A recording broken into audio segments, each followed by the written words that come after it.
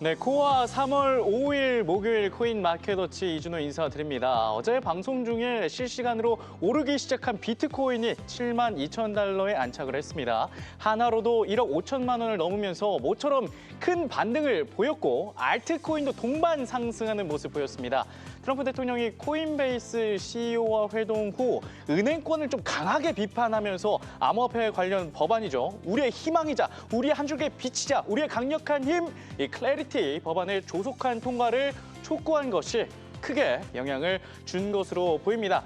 따라서 불장 출발할 줄 알았는데 아쉽게도 좀 다시 꺾이는 모습 보여주고 있는데요. 다만 이 암호화폐 거래소 크라켄이 가상자산 업계 최초로 미국 연준의 마스터 계정을 확보했다는 이슈가 전해지면서 암호화폐 점점 제도권에 들어오고 있는 모습이 포착됐습니다. 이외에도 지금 현재 가상화폐 시장을 둘러싼 이슈에는 무엇이 있는지, 모처럼 찾아온 이 상승세가 계속 이어질 수 있을지 자세한 소식 두 분과 함께 알아보도록 하겠습니다.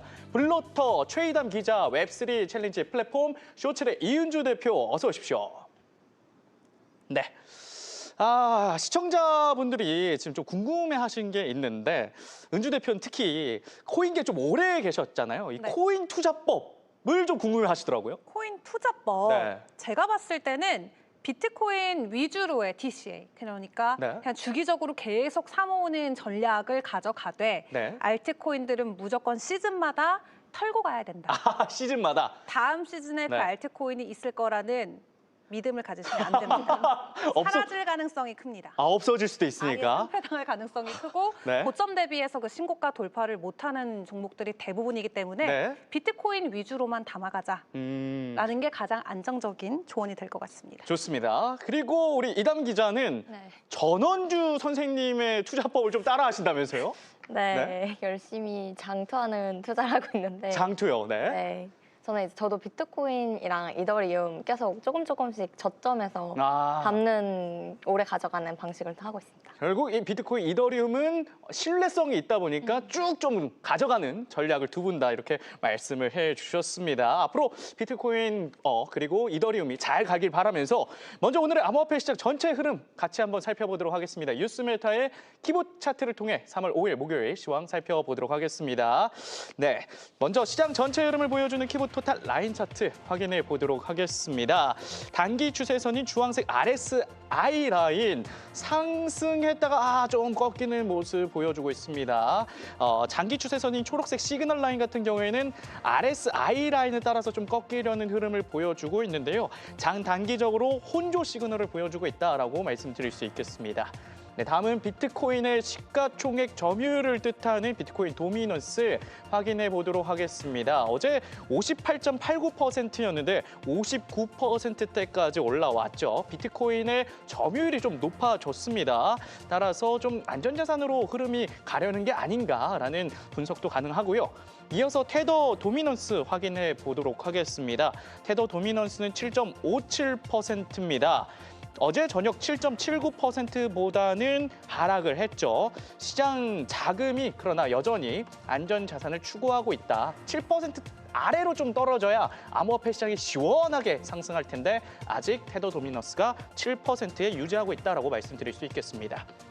다음으로 중장기적 관점으로 암호화폐 시장에 점수를 주는 키포인트 스코어는 30.17%입니다. 어제 방송할 때만 해도 42%를 넘으면서 상승할 전망을 나타냈는데 현재는 횡보할 전망, 아쉽게도 횡보할 전망 나타내고 있고요. 단기적 관점의 라이브 키포인트 스코어는 마이너스 10.66%로 하락을 했죠. 어제보다 단기적으로도 횡보할 것이다라고 분석을 하고 있습니다. 네, 이렇게 해서 뉴스메타의 키보드 차트를 통해서 암호화폐 시장의 전체적인 흐름 살펴봤습니다. 차트 내용은 매매 시 참고용으로 활용하시고 투자는 신중하게 결정하시기 바랍니다. 네, 오늘도 유튜브 한국경제TV 채널과 한국경제TV 글로벌 채널에서 동시에 방송되고 있습니다. 궁금한 코인이 있거나 실시간으로 소통을 원하시는 분들 생방송 채팅창에 많이 입장해 주셔서 채팅 남겨주시면 감사하겠습니다. 그리고 코인 백서 시간이라고 해서 저희가 매일 코인을 소개해드리고 있는데 궁금한 코인 넣어주시면 저희가 기자님과 대표님이 잘 찾아주시니까 많이 댓글 부탁드립니다. 자, 그러면 본격적으로 오늘의 이슈 살펴보도록 하겠습니다. 가장 먼저 비트코인입니다. 비트코인 헤드라인 보여주시죠. 네, 비트코인 반등, 암호화폐 관련주도 동반 상승인데 어제 암호화폐 시장이 상승하면서 이 코인베이스, 로빈후드, 스트래티지, 비트마인 동반 상승을 했죠. 네, 맞습니다. 말씀하신 대로 비트코인이 한 달 만에 처음으로 72,000달러를 이제 돌파를 하면서 네. 암호화폐 관련 주식들이 크게 상승을 했는데요. 이제 관련 주식들도 함께 상승을 했습니다. 비트코인 가격이 움직이면 단순히 코인 시장만 움직이는 것이 아니라 네. 거래소, 채굴 기업, 관련 금융기업 주가까지 함께 움직이는 구조가 현재 나타나고 있는데요. 이번에도 이제 그런 흐름으로 나타났는데 대표적으로 코인베이스가 크게 상승했습니다. 네. 코인베이스가 거래 초반에 14% 상승하면서 200달러를 돌파했고요. 이는 이제 1월 이후 최고가인데요. 코인베이스가 미국 최대 이제 암호화폐 거래소이기 때문에 시장에서는 흔히 코인 시장의 바로미터 같은 역할을 하는 종목으로 보기도 하는데 기관들이 많이 이용을 하죠. 네, 맞습니다. 네. 거래량이 늘어나고 이제 시장 분위기가 살아나면서 가장 먼저 반응하고 있다라고 볼 수 있습니다. 네. 또 이제 비트코인을 가장 많이 보유한 상장 기업인 스트레치도 약 10% 상승을 했는데요. 네. 이 이제 스트레치 같은 경우는 기업 재무 전략으로 대량의 비트코인을 보유하고 있기 때문에 시장에서 사실상 비트코인 레버리지 주식처럼 좀 움직인다라고 볼 수 있는데요. 네. 그래서 비트코인 가격이 오르면 이제 이 회사 주가도 좀 같이 반응하는 모습을 보이고 있습니다. 네. 이제 뿐만 아니라 갤럭시 디지털이라든지 로빈후드, 이제 비트마인과 같은 암호화폐 관련 기업들도 6%에서 8% 정도 상승하는 모습을 보였습니다. 네, 비트코인이 많이 상승하면서 이 관련 종목 기업들도 많이 상승하는 흐름 보여줬는데 좀 눈에 띄는 종목도 하나 있다고 하는데요. 네, 맞습니다. 네. 바로 스테이블 코인 발행사 서클인데요. 서클이 최근 일주일 동안 이제 70% 이상 급등을 했는데 실적이 잘 나왔잖아요. 네, 맞습니다. 네. 네, 이제 추가로 또 6% 최근에 상승을 했습니다. 네.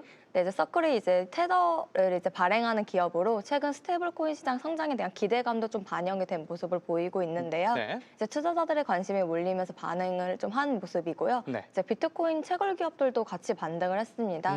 대표적으로 비트팜스, 하이브 디지털, 헛에잇, 아이렌 같은 기업들이 6%에서 10% 정도 네. 상승을 한 건데요. 네. 이제 채굴 기업 같은 경우는 비트코인 가격과 매우 밀접하게 움직이는데 비트코인 가격이 오르면 이제 채굴의 수익성도 좋아질 수밖에 없기 때문에 그쵸. 네, 투자자들 또한 이런 기업에 이제 자금을 좀 넣는 경우가 많습니다. 네. 이제 관련해서 이제 시장 분석가들이 좀 해석을 해봤는데 암호화폐 시장 조성업체 윈터뮤트의 트레이더 제스퍼드 마에르는 최근 2달 동안 암호화폐 자산이 다른 자산보다 크게 부진했기 때문에 지금의 반등이 나타났다고 이제 분석을 했고요. 그렇죠. 네, 또 이제 그는 이제 디지털 자산이 공급망 문제나 에너지 비용 같은 이제 전통 산업 리스크랑 좀 덜 연결돼 있다는 점도 반등의 이유로 들었는데요. 네. 이제 예를 들면 주식 시장 같은 경우는 제조업, 물류, 원자재 가격 같은 영향을 많이 받는데 이제 비트코인은 그런 디지털 자산이기 때문에 그런 구조랑은 조금 다른 시장입니다. 이게 미국과 지금 이란이 분쟁을 하고 있기 때문에 원유 공급에 대한 문제가 생길 수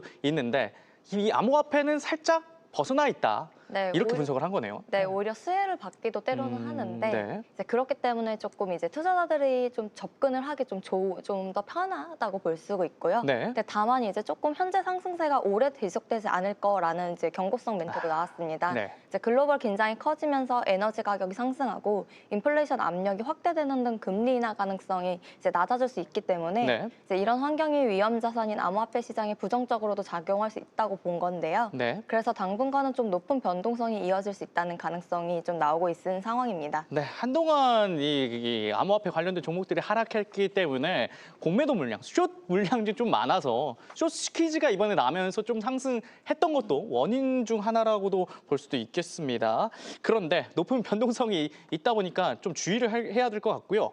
네, 다음으로 모건 스탠리가 비트코인 ETF 출시를 한다는 소식 가져오셨는데 어떤 내용이죠? 네, 이제 대형 투자은행인 모건 스탠리가 비트코인 ETF 관련 구조를 좀 설명하는 S-1 서류를 미국 증권거래위원회에 제출한 건데요. 네. 이제 이 ETF 같은 경우는 이제 모건 스탠리 비트코인 트러스트 형태로 추진을 내고 있습니다. 이제 비트코인 보관은 코인베이스 커스터디와 뱅크 오브 뉴욕 멜론 두 기관이 이제 맡고 있는데요. 네.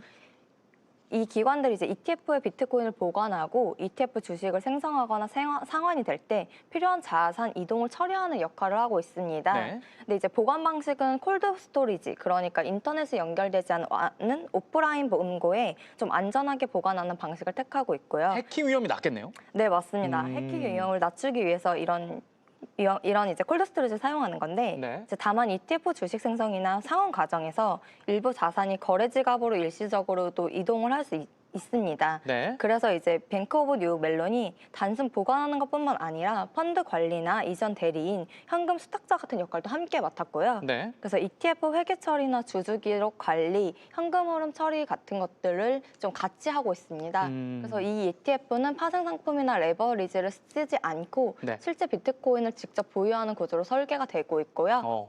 가격 선정은 코인데스크 비트코인 벤치마크 지수인 뉴욕 5 내시 기준을 사용해서 계산되고 있습니다. 이 ETF에 수급이 좀 들어오면 현물 암호화폐 시장에도 비트코인에도 좀 가격적으로 긍정적인 영향을 줄 수 있을 것 같습니다. 반면 이 코인 업계는 오히려 이 수익 낸 걸 가지고 기업에 투자를 한다면서요? 네, 맞습니다. 네. 최근에 이제 스테이블 코인 업계에서 대형 투자 소식이 들려왔는데요. 네. 어디이실 것 같은가요? 어디 USDT 테더 쪽인가요? 맞습니다. 오, 맞췄어. 네, 1등 기업인 테더가 급 질문하셔서 깜짝 놀랐네요. 네, 수면 기술 스타트업 에이슬릿에 5천 달러를 이제 투자한 소식인데요. 네. 이제 테더 같은 경우가 이제 테더가 투자한 에이슬릿은 기업 가치 약 10억 달러로 평가되고 있는 회사입니다. 네. 이제 수면 데이터를 분석하는 스마트 수면 시스템을 개발하는 회사인데요.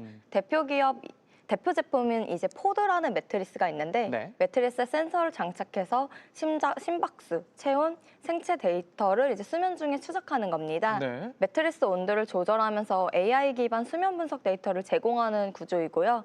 최근에 이제 헬스케어 산업에서 수면 데이터 분석 시장이 빠르게 성장하고 있기 때문에 네. 테더 또한 투자를 한 것으로 보이고 있습니다.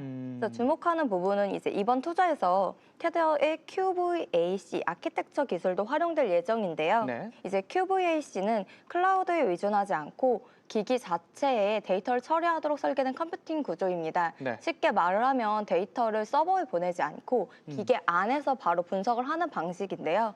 테더의 CEO 파울드 아로드이드는 개인 맞춤형 AI가 인간의 잠재력을 이해하고 네. 확장하는 중요한 기술이라고 밝혔습니다. 사실 테더는 현재 USDT 시가총액 약 1,830억 달러 규모의 스테이블 코인을 운영하고 있잖아요. 네. 그래서 지난해까지 약 5년 동안 100억 달러 이상의 순이익을 기록했거든요. 그렇죠. 네, 그래서 이 순이익을 이제 뭐 에너지, 결제, 인공지능, 헬스 기술 같은 이제 분야에 벤처 투자를 하면서 계속 영역을 넓혀가는 상황입니다. 테더가 최근 5년 동안 많은 수익을 낸 걸 가지고 또 다른 데 재투자를 해서 그걸로 또 수익성이 나면 또 이 스테이블 코인 시장이 더 확대되는 선순환 구조도 저희가 기대를 해 볼 법도 합니다. 자, 이렇게 해서 비트코인 저희가 이슈 살펴봤고요. 온체인 데이터를 통해서 실질적인 거래 흐름 같이 한번 살펴보도록 하겠습니다. 은주 대표님, 어제 비트코인 장중 최고 74,000달러까지 찍기도 했고 하루 만에 6.3% 넘게 올랐습니다. 데이터 상에서 반등할 수 있었던 원인이 포착이 됐다면서요? 네, 일단 비트코인이 사실 뭐 지금 코스피나 코스닥 지수보다는 차분하긴 합니다만 지금 국장이 국내 증시가 비트코인 시장 같아요. 암호화폐 시장 같아요. 많은 분들께서 네. 도대체 어디가 주식 시장이고 어디가 코인 시장인지 지금 모르겠다 맞습니다. 이렇게들 많이 말씀을 주시는데 네. 지금 국장이 큰 변동성을 보이면서 사실 비트코인도 나름의 반등세를 보이지 않았습니까? 네. 어떤 쪽에서 도대체 이런 움직임들, 거래량들이 발생했는지 데이터를 통해서 체크를 해드리도록 할 텐데 네. 사실 올해 1월 말부터 해서 3월 초까지 코인 시장은 6만 달러 중반대 가격 행보가 계속해서 이어지고 있었습니다. 그러다가 이번 주에 7만 3천 달러까지 일단 일시적인 반등이 나왔는데 네. 뭐 전쟁 때문에 가격이 떨어졌었다가 다시 전쟁 덕분에 오르는 그런 해프닝이 나타났었죠. 네. 구체적인 요인을 보시면 첫 번째로는 ETF 자금 덕분에 올랐다라는 것을 체크해 볼 수가 있습니다. 실제로 3월 4일에도 2억 달러 이상 이 비트코인의 현물 ETF 쪽으로 자금 유입이 들어와 주면서 네. 가격 상승이 함께 나타나기도 했고요. 그만큼 기관들이 현재 투자자로서 매수세를 이어가고 있다라는 것을 체크를 해볼 수가 있었고 네. 또 두 번째 반등 요인은 파생 쪽에서 찾아 따라잡을 수 있었는데요. 이 숏 커버링이 일어나면서 네. 펀딩비가 음수로 전환이 되자 시장에서는 숏 청산과 함께 추가 매수세가 발생하면서 가격 상승이 조금 더 확대가 됐었습니다. 네. 그래서 파생 쪽에 대한 수요, 움직임, 그리고 현물 ETF, 기관들의 매수세에 힘입어서 이 지정학적 리스크를 다행히도 위기가 아닌 기회로 받아들였던 코인 시장이고요. 다만 온체인 데이터만 놓고 봤을 때는 좀 부정적인 부분도 여전히 포착이 되고 있기는 합니다. 네. 이 90일 실현 손익 비율이 여전히 1 아래 머물러 있어서 90일 평균으로 놓고 봤을 때 아직도 많은 투자자들이 내가 손실권에 있음에도 불구하고 코인을 매도하고 있다라는 지표가 포착이 되고 있습니다. 네. 맞습니다. 손절을 하시는 분들이 계속해서 이어지고 있고 또 반대로 보여지는 온체인적인 긍정적인 신호는 여전히 코인베이스의 프리미엄 인덱스가 플러스로 유지가 되고 있다라는 거죠. 한마디로 미국에서 기관들이 달러로 비트코인을 더 비싸게 사고 있다. 비싸지만 그럼에도 지금은 살만한 구간이다라는 판단에 매수세가 이어지고 있습니다. 네. 그래서 이런저런 지표들이 섞여 있긴 합니다만 확실히 최근 비트코인의 가격 변동성을 키웠던 건 이 이란의 리스크로 체크를 해볼 수가 있겠고요. 네. 이번 전쟁을 통해서 비트코인이 다시 한번 위험 자산임에도 말 그대로 위기 속에서 우리가 꼭 채택을 해야 되는 자산이다라는 것을 잘 증빙을 해준 것 같습니다. 이게 비트코인이 대체 자산으로서 역할을 할 수 있다라고 했는데 이번에 좀 이게 증명이 되는 느낌이었고 그런데 어제 한국 증시가 폭락하면서 이 수급이 좀 암호화폐 쪽으로 들어오는 게 아니냐라고도 말씀을 해주셨는데 이 부분도 살펴주신다면서요? 네, 맞습니다. 사실 미국 증시도 그렇고 제가 늘 심심치 않게 말씀을 드렸었던 게 네. 일단 증시에 대한 기가 한풀 꺾여야 우리가 좀 힘을 받아갈 수 있다. 그쵸. 이 부분들 강조를 드렸었는데 네. 지난 이틀 동안 국내 증시가 어쨌든 단기적이지만 굉장히 큰 폭의 좀 조정이 나오지 않았었습니까? 그렇죠. 그 큰 폭의 조정이 좀 무색하게만큼 오늘 하루에 바로 그냥 깜짝 10% 놀랐어요. 이상 말아 올리긴 했습니다만 네. 어쨌든 이틀 동안의 가격 조정이 나오면서 그 수급에 대한 기회가 코인 쪽으로 들어왔다라는 게 확실히 온체인적으로도 체크를 해볼 수 있는 부분이었습니다. 네. 코스피는 최근에 엄청난 과열 구간을 지나가고 있었죠. 특히 레버리지 거래라던가 ETF 쪽에 대한 거래량이 급증하면서 지난 4개월 동안 코스피가 지수 차원에서 무려 80%의 급등세를 보였습니다. 네. 다만 최근 들어서는 외국인들의 매도세가 강해졌었죠. 무려 137억 달러치의 외국인들의 순매도가 있었고요. 그럼에도 불구하고 이제 국내에서는 원화로 영차 이제 지수 방어에 나서주긴 했습니다만 네. 지난 5일 동안 오늘 반등을 제외하고 지난 5거래일 동안 코스피 인덱스 차원에서 20% 정도의 하락을 보였습니다. 그렇다면 같은 기간 동안 비트코인의 추세는 어떻게 진행이 되고 있었을지 이 차트를 통해서 체크를 해보시면 좋을 것 같은데요. 네. 최근 코스피가 고점 대비 18% 급락하는 동안 비트코인은 바닥에서 13%대 반등을 보여줬습니다. 말 그대로 정반대로 차트가 움직이고 있는 모습을 체크를 해보실 수가 있을 것 같은데 네. 말 그대로 주식시장의 유동성이 감소가 되자 그 유동성이 그대로 암호화폐 시장으로 이동되는 모습을 만나볼 수가 있었습니다. 네. 그래서 어제 72,000달러 돌파를 해주고 오늘도 코인 시장 중간에 뭐 반등에 좀 조짐은 있었지만 네. 뭐 코스닥이 14%씩 오르는데 돈이 들어올 틈이 없었죠. 그쵸. 그래서 오늘 뭐 추가적인 반등을 크게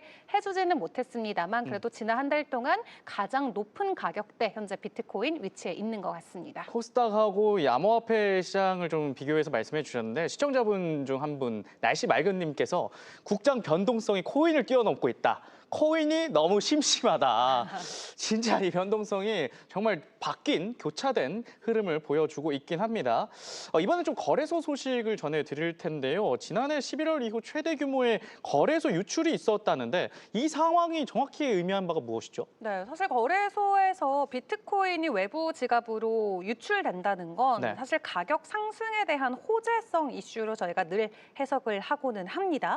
그냥 거래소 안의 물량이 그대로 있으면 누군가가는 단기적으로 매도든 매수든 거래를 하겠다라는 의미로 해석을 하기 때문에 그쵸. 거래소 밖으로 아예 비트코인을 이체를 시켜서 내 개인 지갑에 묶어놓는 게 나는 비트코인을 보유하고 있지만 매매할 생각이 없다라고 해석을 하기 때문에 네. 거래소 밖으로 이제 이체되는 물량이 많을수록 가격 상승에 대한 기대감이 올라가곤 했습니다. 다만 최근 차트를 보시면 빨간색으로 이제 정말 음봉이 길게 찍혀 있죠. 네. 그게 지금 비트코인이 외부 지갑으로 유출된 그 량을 보여주는데 최근 들어서 가장 가파른 유출을 보여주고 있습니다. 안 팔겠다 이런 거죠, 비트코인을. 그렇죠. 그래서 이것만 사실 놓고 봤을 때는 네. 사람들이 이제 비트코인이 다시 7만 달러 돌파하고 또 올라갈 것 같으니까 네. 당분간 비트코인 매매 안 하겠다. 그러니까 매도 자체도 안 하겠다 하고 밖으로 이체했나 보다라고 단순하게 생각하실 수도 있습니다. 네. 다만 여기에 숨겨진 뒷이야기가 있는데요. 뭐예요? 일단 작년 11월 이후 최대 규모로 매도세가 나오기는 외부 이체가 나오긴 했습니다만 결론적으로 이번 데이터를 놓고 봤을 때는 사실 한 거래소의 특정 움직임이었을 가능성이 크다라는 평가가 나오고 있습니다. 네. 왜냐하면 이번에 비트코인이 유출된 거래소가 원래는 바이낸스나 코인베이스 위주로 나오는데 이번에는 이제 비트파이넥스라는 거래소에서 비트코인이 대규모로 유출된 게 체크가 됐습니다. 네. 그 거래소에 원래 비트코인이 43만 개 정도 있었는데 이번에 2만 5천 개 정도가 한 번에 이체가 되면서 이제 거래소 안에 남은 보유량이 40만 개로 뚝 떨어졌거든요. 근데 이렇게 대형 단일 트랜잭션이 일어나는 건 보통 개인이 물론 2만 개의 비트코인을 이체했을 수도 있지만 네. 이건 아마 거래소가 자체적으로 좀 리밸런싱을 하기 위해서 이체한 걸 수도 있다라는 평가가 훨씬 더 우세합니다. 네. 그래서 딱 지표만 놓고 봤을 때는 사람들이 이제 비트코인 매도 안 하려고 준비하나 보다라고도 볼 수 있지만 네. 정확히 어디에서 어디로 이체됐는지 그 발자취를 따라가 보면 단순히 거래소가 본인들이 보유하고 있는 비트코인을 새로운 신규 지갑으로 이체했던 게 온체인에 찍혀서 그렇게 착시 효과처럼 보이는 걸 수도 있겠다라고 좀 생각을 해봐야겠습니다. 이게 비트코인에 대한 뭐 좀 심리가 개선됐다가 아니라 그냥 그렇죠. 그 리밸런스 재편이다 이렇게도 볼 수가 있겠군요.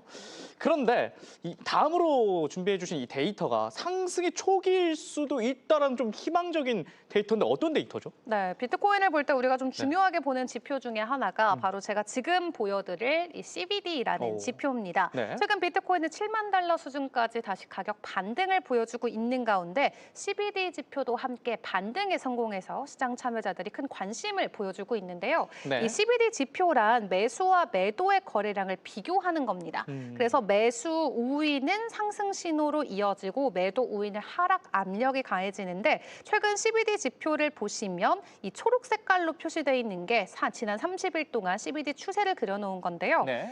CBD 지표가 지금 0.516까지 다시 반등에 성공을 해줬습니다.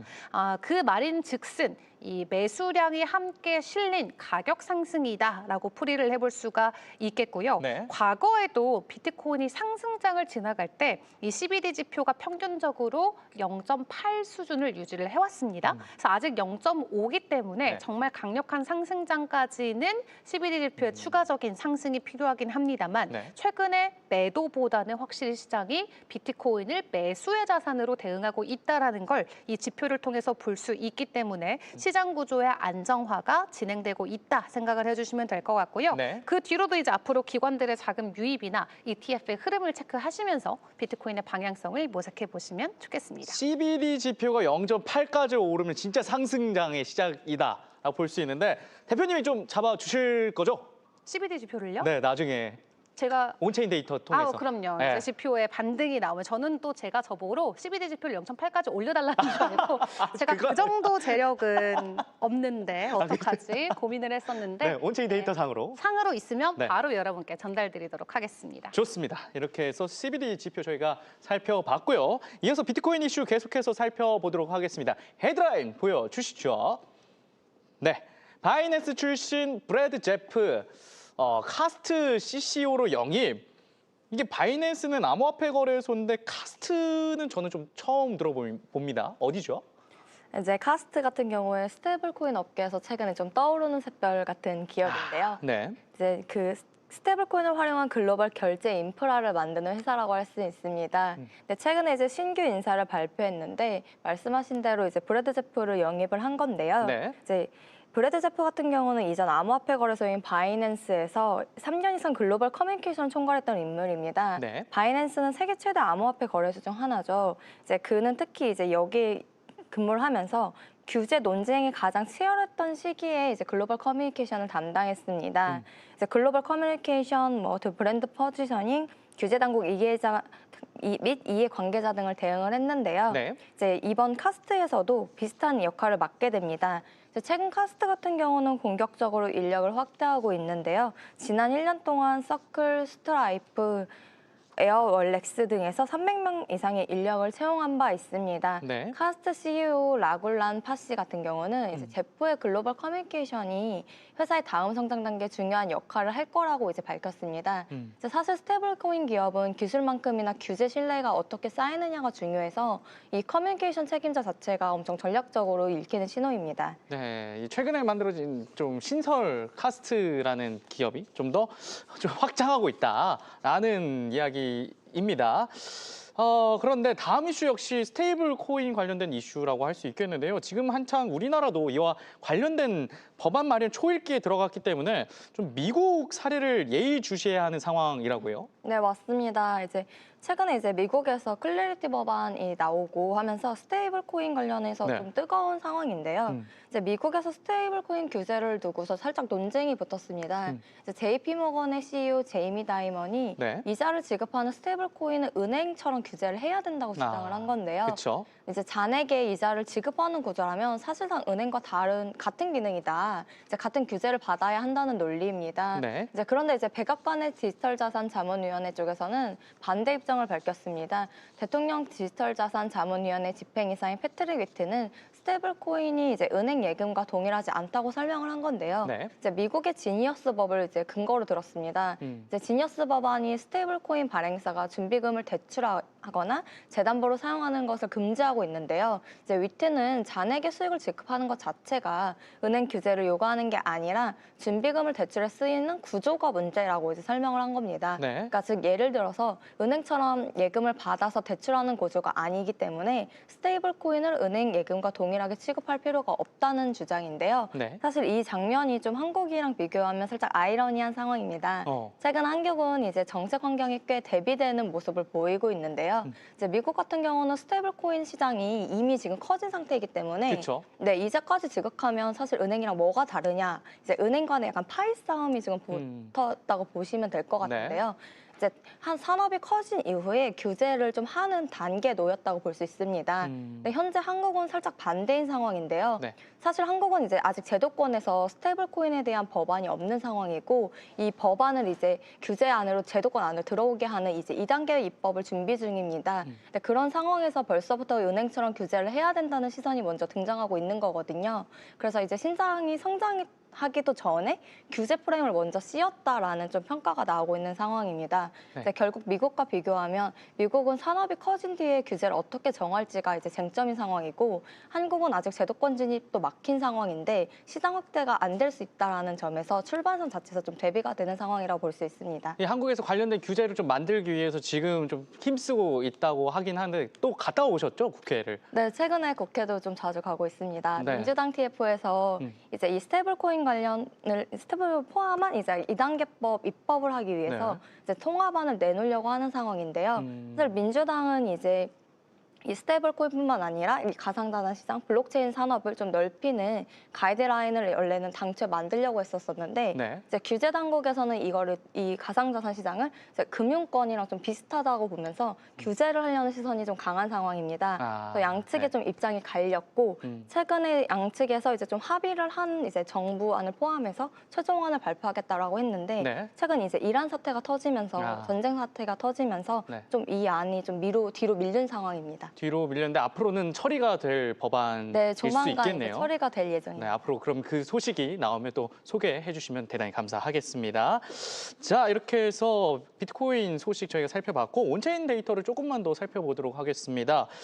과연 대표님, 지금의 이 상승 흐름 계속 좀 유지를 할 수 있을까요? 그게 제일 궁금하실 것 같아요. 맞습니다. 네. 일단 차트적인 관점에서 비트코인이 드디어 박스권을 돌파해줬다라는 것은 긍정적으로 볼 수 있는 부분이 될 것 같습니다. 네. 72,000달러 수준에서 지금 가격 형성이 이어지고 있죠. 72,600달러 선 현재 시각 지나가고 있는데요. 네. 지난 3주 동안 비트코인이 7만 달러 돌파에 계속해서 실패를 해왔었습니다. 그래서 한 달 동안 만들어졌던 이 박스권 6만 4천에서 7만 달러의 저항을 확실히 뚫어주고 현재는 7만 달러 상단에서 가격 형성이 이어지고 있는 상황인데 네. 중요한 건 이 7만 달러를 다시 한번 밑으로 또 뚫고 내려가 주는지에 대한 여부가 될 것 같아요. 그쵸. 만약에 6만 9천에서 7만 달러 사이가 굉장히 많은 분들께서 반복적으로 차익 실현을 취하셨던 구간이기 때문에 7만 2천에 지금 와 있긴 합니다만 또다시 7만 달러가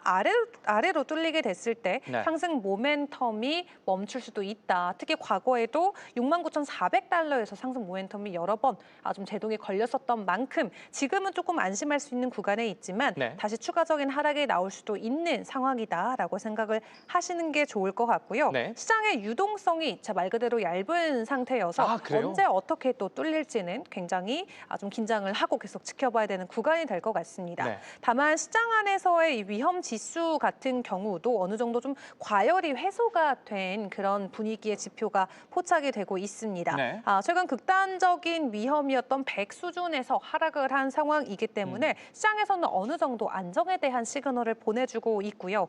이런 리스크들이 감소가 됐을 때 상승 사이클에 대한 투자자들의 자신감과 함께 추가 상승이 나와줄 수가 있겠죠. 그래서 다음 상승으로 지금 가져가고 있는 시장 안에서의 목표가는 단기적으로는 7만 5천 달러 그리고 7만 5천 달러의 지지가 형성될 때는 중기적으로 8만 3천 달러까지의 회복 가능성도 이야기는 나오고 있습니다. 네. 특히 장기적인 관점에서 최대 11만 달러까지도 추가 상승이 나올 수 있다라는 관점들은 있는데 네. 사실 그래봤자 우리가 직전 고점이었던 12만 4천 달러보다는 아래 위치해 있는 가격이기 때문에 올타임 하이 돌파를 굉장히 단기간에 좀 기대해 보기는 어려울 수도 있겠다라는 거고 네. 지금 많은 투자자분들의 심리적인 지지선이 7만 달러인 점을 감안했을 때 일단 어렵게 뚫고 올라온 이 구간을 잘 지켜주는 게 가장 중요할 것으로 보여집니다. 네. 파생 쪽의 데이터를 보시면 풋 옵션에 대한 프리미엄이 조금 더 강한 상황이기는 하고요. 네. 선물 시장 같은 경우도 지금 5%대 아래에 위치해서 온체인적으로도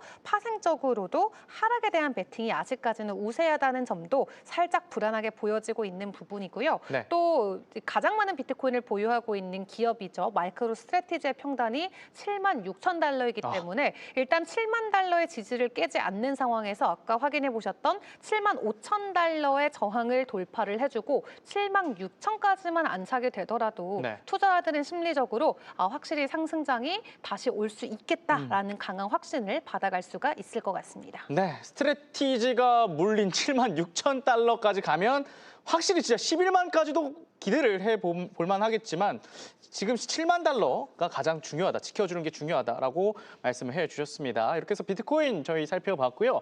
이더리움 확인해 보도록 하겠습니다. 이더리움 오늘의 헤드라인 보여주시죠. 네, 이더리움 재단 AI 시대 신뢰 인프라 되겠다. 이 AI 발전 속도가 워낙 좀 빠르다 보니까 암호화폐도 꾸준히 기술의 한계를 좀 뛰어넘어야 될 것 같은데 자세하게 좀 전해주시죠. 네, 최근에 이더리움이 이제 AI에 관련해서 좀 많은 고민을 하는 것 같은데요. 네. 이제 이더리움 재단에서 블록체인이 AI 시대에 어떤 역할을 할 수 있는지에 대해서 새로운 전략을 최근에 제시했습니다. 핵심은 한 문장으로 정의를 해보면 네. 이더리움이 AI의 두뇌가 되겠다는 게 아니라 AI가 활동한 세상에 이제 즉 신뢰 인프라가 되겠다. 이렇게 네. 말을 했는데요. 네. 이제 인공지능을 직접 돌리는 플랫폼이 된다기보다는 A가 활동하는 환경을 좀 검증하는 역할을 하겠다는 얘기입니다. 검증이요? 네, 이더리움 네. 재단의 AI 책임자 다비드 크라스피스는 이제 요즘 우리가 하는 많은 디지털 활동이 이미 AI를 통해서 이루어지고 있다고 설명을 했습니다. 네. 이제 좀 쉽게 풀어드리면 금융 거래 승인, 대출 심사, 소프트웨어 개발, 고객 상담 이런 일들이 점점 AI가 하고 있다는 겁니다. 그렇죠. 근데 문제는 이런 AI 시스템이 몇몇 대형 플랫폼에 의해서 통제될 경우가 있는데요. 네. 탈중앙화나 프라이버시 같은 암호화폐의 핵심 가치가 훼손될 수 있다는 점을 좀 문제로 봤습니다. 그래서 이더리움 재단 이더리움이라는 블록체인이 AI가 활동하는 환경에서 신뢰를 보장할 수 있는 인프라가 될 수 있다고 이제 되겠다라고 말을 한 건데요. 네. 이제 특히 앞으로 AI 에이전트가 무척 중요해질 것으로 보이는데 네. AI 에이전트라는 거는 이제 사람처럼 스스로 판단하고 행동하는 소프트웨어 프로그램을 말합니다. 이런 에이전트들이 서로 거래하고 협력하면 신뢰할 수 있는 공동 기반이 필요한 상황인데요. 이 AI 에이전트 시대가 도래할 것이라는 말들이 진짜 많잖아요. 네. 마치 이 아이언맨에 나오는 자비스가 서로 거래를 해야 되는데 이때 이 이더리움 기반의 뭔가 코인들이 인프라로 활용될 수 있다라는 것이죠. 네, 맞습니다. 자, 예를 들면 자율적으로 행동하는 AI 에이전트가 네. 서로 협력을 해서 거래를 할 때 이더리움이 신뢰할 수 있는 기록 시스템으로 활용을 할 수 있다라는 걸 이제 이더리움이 강조하고 있는 건데요. 네. 크라피스는 이를 결제 시스템이 붙은 분산형 구글 리뷰 시스템 같은 구조라고 이제 비유도 했습니다. 이더리움 재단은 이를 위해서 최근에 AI 에이전트 신원과 신뢰를 위한 표준 프로토콜 개발에도 참여를 했는데요. 네. 또한 최근 프라이버시랑 보안이 매우 중요하게 떠오르면서 AI 서비스가 사용자의 질문, 검색 기록, 행동 데이터를 바탕으로 점점 더 상세한 사용자 프로필을 만들 수 있다고도 했습니다. 네. 즉 이제 이더리움 재단은 이런 상황에서 사용자가 자신의 데이터와 신원을 직접 통제할 수 있는 구조가 필요하다고 본 건데요. 이제 AI가 강력해질수록 사이버 공격도 자동화될 가능성이 커지면서 암호화키 기반의 이제 보안도 무척 중요한 상황인데요. 이제 개인키 같은 경우는 수학적으로 검증되기 때문에 인간이 판단에 의존하지 않는 보안 시스템입니다. 네. 그래서 이더리움 재단은 AI 시대에 가장 강력한 보안 인프라가 되겠다고 이제 장기 목표를 제시했습니다. 확실히 AI 시대가 오면 AI가 자율적으로 모든 걸 하다 보니까 금융 기록이나 데이터 기록은 이런 블록체인에 등록을 해서 하면 더욱더 유용할 것으로 보이고 이더리움도 많이 이용될 것으로 보입니다. 근데 이렇게 기술 개발을 열심히 해도 토큰 인플레이션을 해결하지 못하면 수익성이 좀 떨어지는 상황이라 할 수 있는데 현재 상황 어떻죠? 네, 최근에 좀 트론한테 좀 뼈 맞은 상황인데요. 네. 이제 블록체인 그 트론이 이제 이더리움을 제꼈는데 시장 분석업체 카이코에 따르면 네. 현재 블록체인 업계에서 가장 수익성이 높은 네트워크로 꼽혔습니다. 네, 트론 같은 경우 지난해 6억 2,400만 달러의 수익을 기록했는데요. 그래요? 네. 네, 반면에 이제 이더리움은 약 2억 6천만 달러, 솔라나는 약 1억 7천만 달러 정도의 수익을 달성했습니다. 네. 사실 숫자로만 보면 나쁘지 않은데 라고 싶은데 문제는 좀 따로 있는데 그러니까요. 이게 거의 뭐 기업으로 따지면 수익 매출인데 그러면 네. 매출이 좋으면 주가가 좋아야 되는데 사실상 가격에는 그렇게 반영이 되지 않잖아요. 네, 맞습니다. 네. 이게 바로 토큰 이제 인플레이션 때문인데요. 아, 이제, 그래요? 네, 블록체인 네트워크가 이제 검증자에서 보상을 지급하기 위해서 새로운 토큰을 계속 발행하는 구조를 가지고 있는데 네. 이 과정이 전통 기업에서는 신규 주식을 발행을 하는 것과 좀 비슷한 효과를 나고 있습니다. 네. 그러니까 즉 이제 기존 투자자의 가치가 희석이 될 수 있다는 게 문제인데요. 이제 카이코 분석에 따르면 이더리움은 약 18억 8천만 달러, 솔라나는 약 43억 2천만 달러 규모의 토큰 희석 비용이 발생을 했습니다. 네. 이제 결국 네트워크 자체는 수익을 내고 있지만 토큰 보유자 관점에서는 조금 수익성이 낮아질 수 있다는 분석인데요. 이제 반면에서 트론은 조금 다른 구조를 가지고 있는데 트론 네트워크는 스테이블 코인 거래에 약간 최근에 주요 인프라로 지금 자리를 잡았거든요. 네. 특히 USDT 거래가 활발하게 이루어지는 블록체인에서로 이제 꼽혔고요. 이 덕분에 트론은 안정적인 수수료 수익을 확보했고 최근에는 토큰 발행보다 소각을 더 많이 하는 구조까지 지금 나타나고 있는 상황입니다. 네. 그래서 이제 분석가들은 이런 구조가 이더리움과 솔라나가 앞으로 해결해야 될 경제 모델 문제를 보여주는 사례라고 평가를 했습니다. 네, 토큰 발행보다 소각을 할 경우에는 공급량이 좀 잠기면서 가격적으로 좀 올라갈 수도 있는데 이걸 이더리움과 솔라나가 좀 배워야 된다라고 좀 이렇게 말씀해 주셨습니다. 이번에는 이더리움 온체인 데이터 조금 확인을 해 보도록 하겠습니다. 어제 이더리움이 비트코인보다 좀 더 많이 오르긴 했습니다. 7% 넘게 올랐는데 현재는 2,131달러 선에 거래가 됐죠. 이더리움 좀 더 오를 수 있을까요? 네, 오늘 좀 차트적인 관점에서 두 가지 뷰를 전달을 드리려고 하는데 네. 다행히도 이더리움이 굉장히 중요한 저항대로 평가받던 구간을 잘 돌파해줘서 상승 채널이 형성됨과 함께 상승에 대한 기대감이 조금 더 커지고 있습니다. 네. 전일 대비 2% 오른 2,130달러 선을 지나가고 있는데요. 주요 핵심 저항 구간으로는 2,111달러가 계속해서 지목이 되어 왔죠. 근데 지금 이 구간을 돌파해준 가격대에서 계속해서 추가적인 가격 횡보가 나오고 있어서 그 다음에 상승 시나리오는 50일 이평선인 2,381달러 선이 지목되고 있습니다. 네. 추가적인 단기 반등에 대한 강한 시나리오가 펼쳐지고 있고 만약에 다시 한번 2,111달러를 하락으로 돌파하게 된다면 1,907달러까지도 하락할 수가 있겠고 그 네. 가격대까지 붕괴되면 이 상승에 대한 시나리오가 또 단기적으로는 무효화될 수 있다라는 부분을 이러면 체크해 보시면 되겠습니다. 투심이 많이 꺾이겠네요. 네, 근데 지금은 일단은 저항을 돌파를 한 구간에서 상승에 대한 시나리오가 더 강하다라는 것에 베팅을 해봐야 될 것 같고 네. 또 추가적으로 단기 채널을 놓고 봤을 때도 상승 채널이 명확하게 보여지고 있습니다. 저항 구간인 앞에서 체크드렸던 2,100달러를 돌파를 한 상황이기 때문에 이 2,000달러의 지지만 잘 나와준다면 이더리움 단기적으로 2,000달러 중반까지도 올라갈 수 있는 힘이 나와줄 수 있을 것 같고요. 앞에서도 체크를 해드렸지만 상승 채널이 붕괴될 가능성, 단기 조정에 대한 가능성도 명확히 있습니다. 그래서 2,000달러가 붕괴되지 않는 선에서 이더리움 2,400, 2,500달러까지의 가격 반등 나와줄 수 있을지 함께 기다려 보시죠. 네, 2,000달러를 이더리움은 잘 지켜내야 된다라고 이렇게 또 말씀을 해주셨습니다. 이제 주요 코인의 마지막 코인이죠. 리플, XRP 이슈 확인해 보겠습니다. 네, 리플 월가 인프라로 한 발 더. 헤드라인 좋은데요? 이 리플사 근데 진짜 제가 보기에도 엄청 열심히 일을 하는 것 같습니다. 거의 매일 새로운 행보가 발표가 되고 있는데 이번 소식도 어떤 내용이죠? 네, 이제 리플이 최근에 인수한 프라임 브로커 히든로드가 이제 미국 예탁 결제 회사인 DTG 산하의 NSSC의 MPID 디렉터리에 등록된 것이 확인이 됐는데요. 너무 어려워요. 네. 어렵게 좀 들리는데 사실 네. 의미는 꽤 단순합니다. 네. 네, 이제 히든로드가 전통금융 인프라 네트워크 안에서 공식적으로 식별되는 참여 주체가 됐다는 뜻인데요. 즉 이제 좀 네. 풀어 얘기해드리면 블록체인 기업이 기존 금융 시스템과 연결되는 접점이 하나 더 생겼다고 볼 수 있습니다. 아, 네.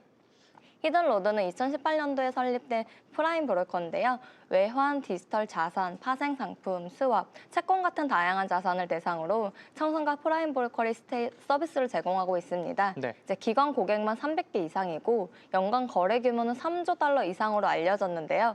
리플은 지난해 4월 이 회사를 이제 12억 5천만 달러 인수를 했습니다. 이제 전략은 꽤 명확한 편인데 리플의 스테이블 코인인 이제 리플 달러풀을 이제 프라임 브로커지 전반에 담보로 활용을 하면서 기존 금융 인프라 안으로 들어가겠다라는 겁니다. 네. 쉽게 풀면 크립토 시장 안에서만 움직이던 인프라를 우리가 월가 금융 시스템이랑 연결을 하겠다라는 포부로 볼 수 있는데요.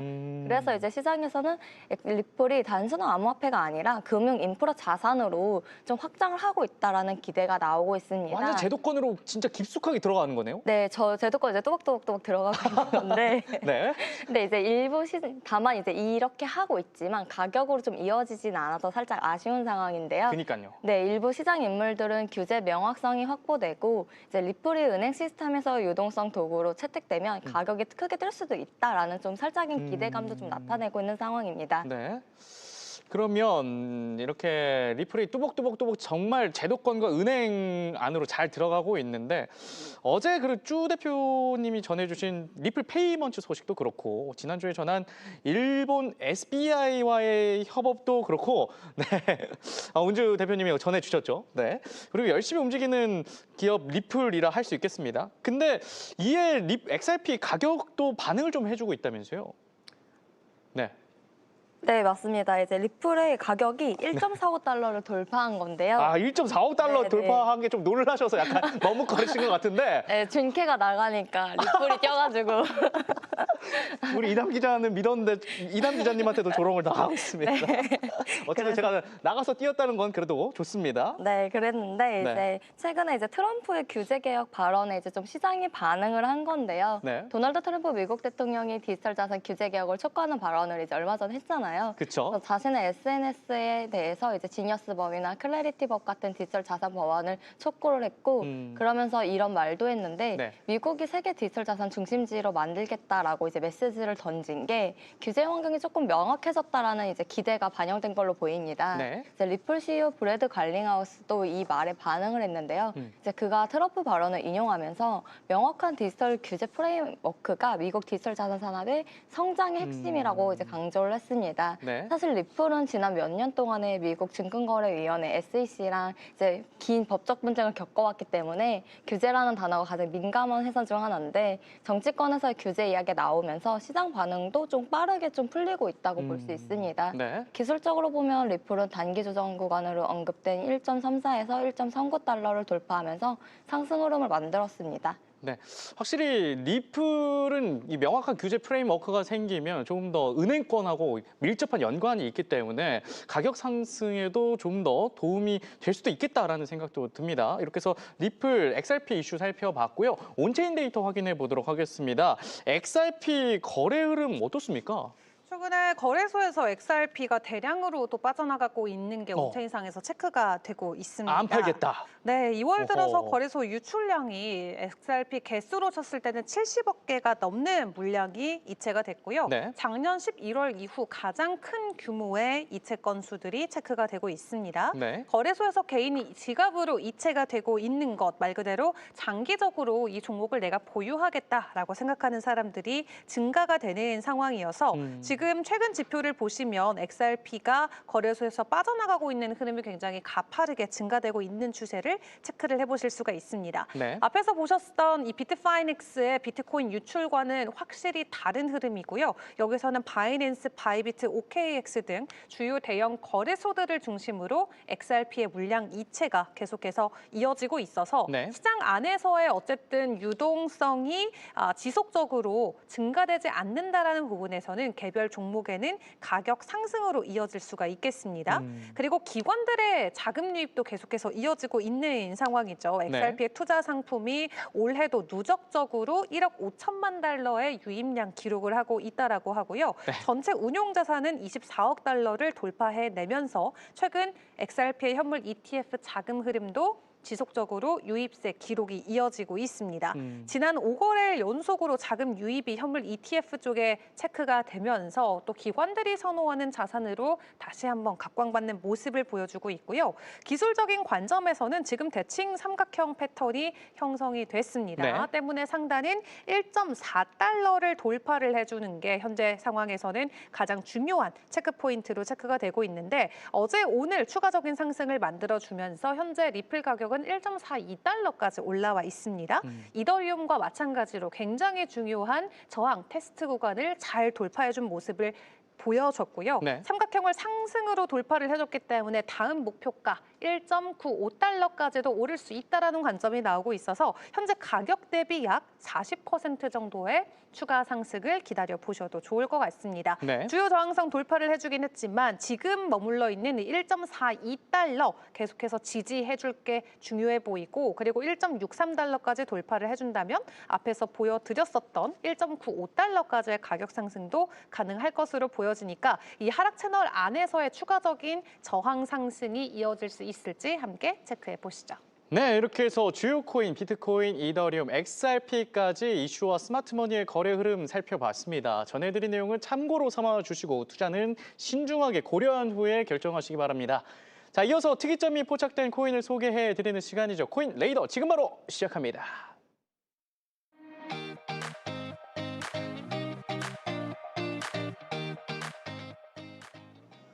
네, 3월 5일 현재 시각 업비트 기준 전일 대비 급등하고 있는 코인 확인해 보도록 하겠습니다. 오늘 어떤 코인이 카이트 11% 상승 중에 있고요. 홀로월드 AI 16.97%, 옴바드 37% 넘는 상승 흐름 보여주고 있습니다. 이렇게 해서 오늘의 급등 코인을 살펴봤고요. 오늘의 시청자 문의가 있었던 코인을 소개해드리는 코인 백서 어떤 코인이 있을지 확인해 주시죠. 네, 버추얼 프로토콜입니다.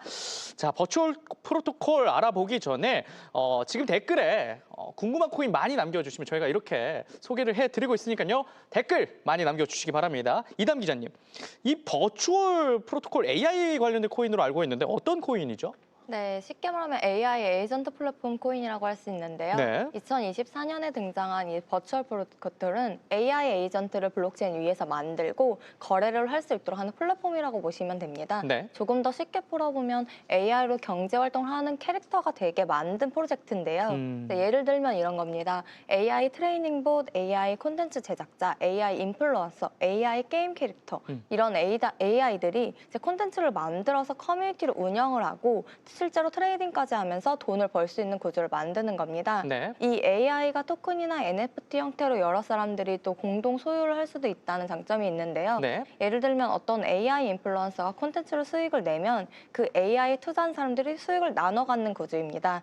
그래서 버추얼 프로토콜이 AI 플러스 블록체인 플러스 크리에이터 경제 이 세 가지가 합쳐진 프로젝트라고 볼 수 있겠습니다. 네. AI 에이전트 플랫폼 코인이다. 확실히 AI 에이전트 시대가 오면 진짜 필요한 플랫폼이라고 할 수 있겠는데 은주 대표님, 이 버추얼 프로토콜 전망은 좀 어떻습니까? 네, 일단 최근 반등이 나오기는 했습니다만 앞에서 확인을 해봤었던 뭐 XRP 그리고 이더리움처럼 중요한 저항 구간을 아직 돌파해주지는 못한 상황입니다. 네. 현재 0.738달러를 지나가고 있는데 현재 버추얼 프로토콜의 주요 핵심 저항선은 0.7469달러로 체크가 되고 있어서요. 해당 구간에 대한 돌파가 확실하게 포착이 되어져야지 상승에 대한 추가적인 목표가를 우리가 좀 기다려볼 수가 있겠습니다. 네. 만약 해당 구간 돌파가 된다면 0.753달러까지 가격 반등은 나올 수 있다라고 하기 때문에 일단 단기적으로 0.734달러를 돌파해 주는지 그 이후에 0.75달러까지의 가격 반등을 기다려 보시면 되겠습니다. 네, 이 버추얼 프로토콜 관련해서 최근 이 AI 코인 테마가 급부상하면서 지금 조명을 받았다면서요? 네, 짧게 설명해 주시죠. 네, 맞습니다. 네. 이제 최근 가상자산 시장에서도 AI 에이전트가 뜨거운 상황인데요. AI가 단순히 질문에 답을 하는 것이 아니라 네. 스스로 행동하고 경제활동하는 존재가 되는 건데 음. 이 흐름에서 버추얼 프로토콜이 좀 AI 캐릭터 경제를 내세워서 빠르게 주목을 받기 시작했습니다. 네. 특히 베이스 생태계에서 대표적인 AI 프로젝트를 떠올랐고요. 베이스 같은 경우는 이제 코인베이스가 만든 이더리움 레이어 2 체인인데 최근 AI랑 크립토 프로젝트가 많이 몰리는 상황인데 여기에서 좀 주목을 받기 시작했습니다. 네, 이렇게 해서 버추얼 프로토콜 코인까지 저희가 좀 살펴봤습니다. 자, 오늘 준비한 소식은 여기까지입니다. 시청자 여러분의 투자 인사이트에 도움이 될 수 있는 알찬 소식들 매일 정말 기자님과 대표님이 정성껏 준비해 주십니다. 빠르고 정확한 소식을 전달해 드리기 위해 노력하는 코모어가 될 테니 많은 관심 부탁드리겠습니다. 저희는 내일 다시 찾아오겠습니다. 오늘도 시청해 주신 여러분 고맙습니다.